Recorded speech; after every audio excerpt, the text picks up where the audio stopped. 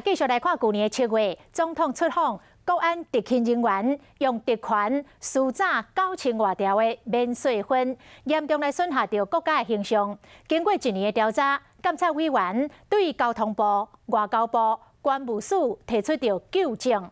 但是总统府甲国安局虽然冇具体威胁，但是唔是纠正权行使的对象，只会当爱因检讨改进。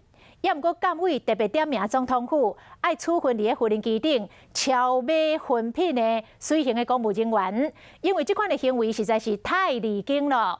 监察委员张武修甚至来表示讲，这种行为若伫个国外，恐惊已经发生政变了。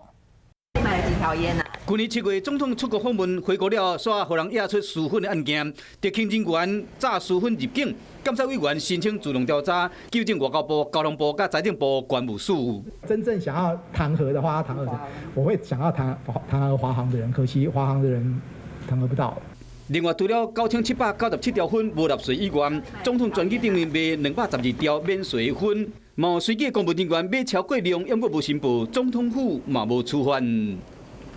有发言人士之意，好，然后晚委秘书，另外还有4位室的中校参谋，然后公共事务室摄影人员。